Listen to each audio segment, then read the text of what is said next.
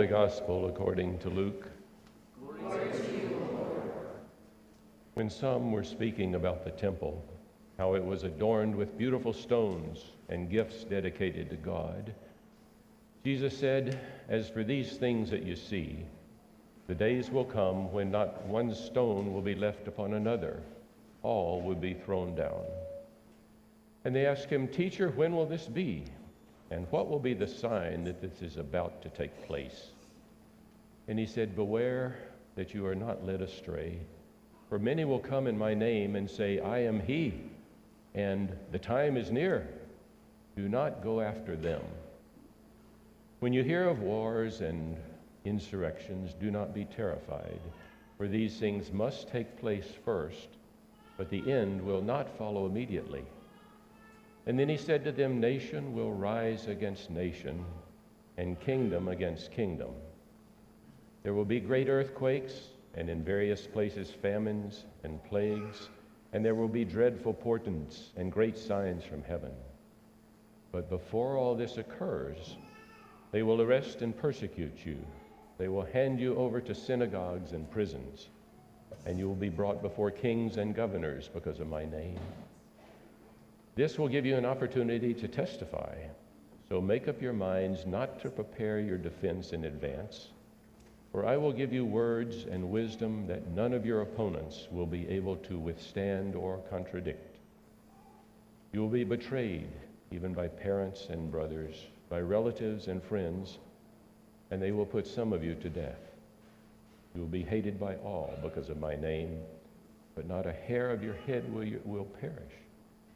By your endurance, you will gain your life." The Gospel of the Lord. Praise to you, Lord Christ. Please be seated.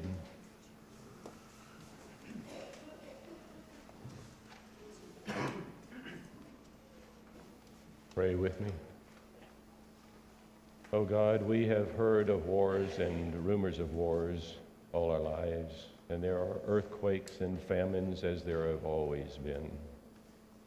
Will you teach us in this hour how you want us to live, no matter what is occurring in the world around us? We ask that for Christ's sake, for your kingdom's sake, and for our sake.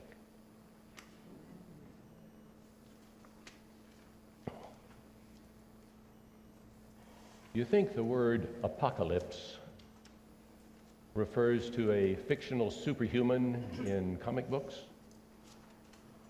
Or do you think it refers to the final complete destruction of the world as we know it?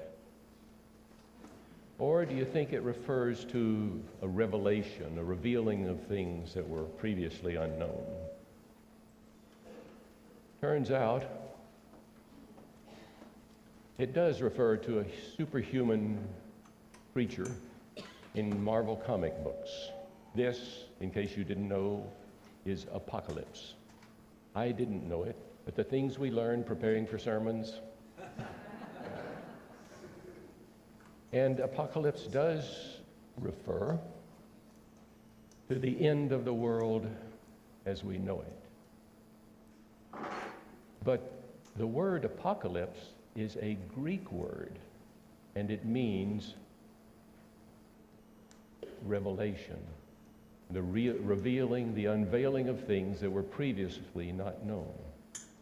And Wikipedia says that apocalyptic literature describes the author's visions of end times as revealed by an angel or other heavenly messenger. Today's gospel is frequently called Jesus' apocalyptic discourse because he talked about wars and earthquakes and signs of heaven in language that sounded to his listeners like the end of time, the end of the world. Many chapters before the chapter we just read, Jesus said, "I must go to Jerusalem, and I will suffer many things, and I will be killed, and I will be raised on the third day." Well, now he was in Jerusalem, and he was in the temple. The first Jewish temple was constructed by King Solomon, but it was destroyed in the year 586 by Nebuchadnezzar. So the second temple was built on the same site and completed 70 years later. And it stayed in that condition until Herod became king over Judea, and then he, with a substantial ego, decides he wants to renovate this baby. He wants to double its size. People said it would become 35 acres within the confines of those outer walls. That was his goal. So the construction began 19 years before Jesus. It continued throughout the years of Jesus' ministry, and it wasn't finished until the year 64, 30 years after Jesus' ministry. Now, if you think you have problems with renovations with your contractor, you don't know what you're talking about.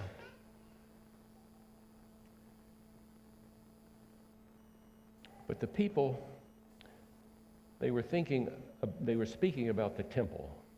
The text says how it was adorned with stones, and you might think it was adorned with little jewels stuck in the stones. No. They were amazed at the beauty, the magnificence, the size of these enormous rectangular white stones that were being used in the renovation of the temple. And Jesus said, "But I tell you, these things that you see, not one stone will be left upon another. They will all be thrown down." And that event would have sounded like the end of the world to the Jewish people. And so they asked, "Teacher, when will these things happen? What are the signs that the end is nigh?" And then Jesus gave them his apocalyptic discourse. The first thing he said was, "Beware that you are not led astray by false prophets, saying, the time of the end is near." Now, there were false prophets that said that after Moses' death, in Jeremiah's time, and there are false prophets who say the end of time is near in our time. Some of you will remember that in the 1970s, a man named Hal Lindsey wrote this book, The Late Great Planet Earth. It sold 15 million copies. And in it, he said the end of the world is imminent because Israel has been reconstituted as a nation. There are wars and rumors of wars in the Middle East, and there are increasing numbers of natural disasters. Well, it wasn't imminent, was it? That was 1970s. But now, in our world, there is a Messianic Jew. So this is a Jewish person who believes in Jesus, who you can hear on radio stations around the country and a few abroad every day of the week. And he has published the book, The Harbinger. His name is Jonathan Cahn, C-A-H-N, and his teaching is that we are in the end times now because of the apostasy of America in abolishing its moral principles. So the false prophets, one kind of false prophets say the end is near. But Jesus said, what did he say about that? No one knows the time or the date, not the angels in heaven, nor even the Son himself, but only the Father. There's a different kind of false prophets. These are false prophets who say that the persecution and suffering that Jesus' disciples would have experienced in the early days of Christianity, he was talking about sufferings that they would experience, and they did, and it was Luke in this gospel was trying to give them comfort and courage. But they say that's not God's purpose now. That suffering has been done, and what God's primary purpose is now is to bless us materially. These are the television preachers of the prosperity gospel. And instead of talking about mansions in heaven, they talk about mansions on earth. This structure is the home of Reverend Jesse Duplantis. He is the head. He founded the Covenant megachurch in Destrehan, Louisiana. and that's his home. He also has a jet that costs $54 million. The prosperity evangelists never talk about Jesus saying we need to take up our cross and follow him. And the theology that they present doesn't talk about the persecution that Jesus described.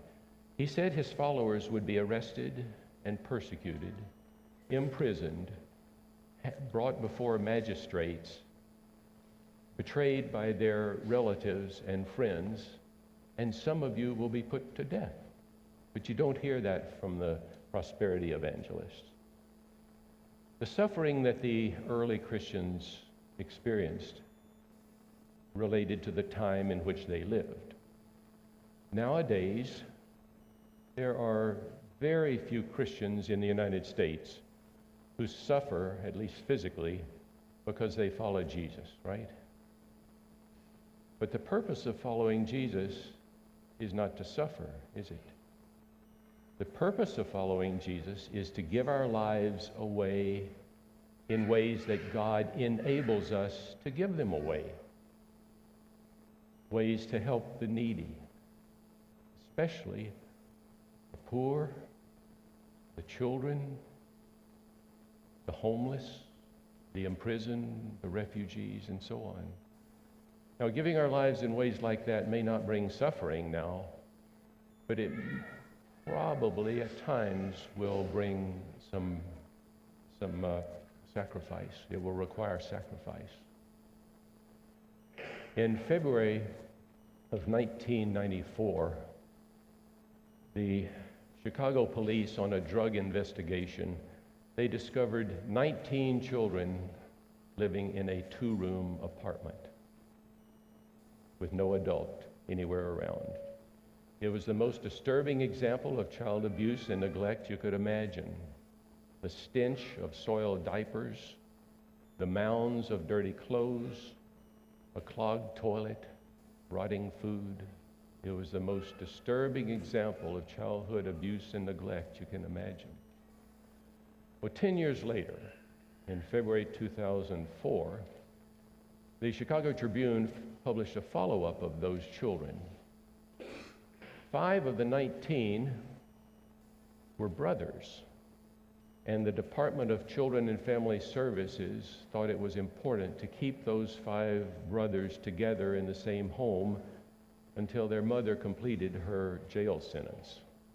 Each of the children had a different father, and none of the fathers were anywhere in the picture. And so a woman named Claudine Christian said she had taken the 5 boys for 3 months, but they still lived with her 10 years later. When they arrived at ages 2, 5, 6, 8, and 9, it was all hell in her house, in her neat bungalow in Hopkins Park. They didn't know what mealtime was. They didn't know how to use utensils. They ate with their fingers. Claudine bought 2 sets of bunk beds for them, and they refused to get in them. They slept in their bedroom on the floor, huddled together in a pile covered by a blanket. The boys fought.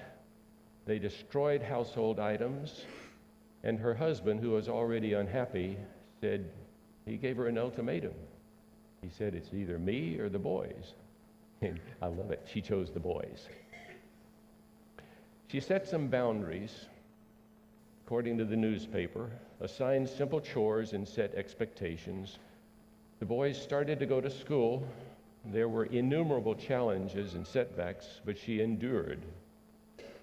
She took the boys to her church, and one by one they were baptized. The paper said their academic and their behavioral challenges continued 10 years later, but the boys were making it. They were participating in extracurricular activities, they were singing in the choir, and a couple were junior deacons in their church. At the end of the article, Claudine Christian described those terrible, harrowing days when the boys first came to her house, when they slept in the center of their bedroom floor in spite of the bunk beds that sat empty. She said their sleep was fitful, it was broken by nightmares. And she remembers they would wake up in the middle of the night, and I would run into the room and I would gather 2 or 3 of them at a time and just hold them and rock them until they could sleep again. I would say, I love you, I love you, I love you. She said, you just say it until it sticks. She said, you can't play with these words when you're dealing with children. She was giving her life in sacrificial ways that gave life to those 5 boys. It's all we have in the world. It's an alternative way of living, a way of giving our lives in ways that are a complete difference with the values of the world that we live in, a way of living that would make no sense if Jesus had not been here. He ended his apocalyptic discourse about the difficulties his followers would experience by saying, by your endurance, you will gain your lives. He did not mean you will earn your salvation. Jesus took care of that. He meant that you will be living the kind of life with an eternal quality about it, that God wants us to live in the name of the Father and the Son and the Holy Spirit.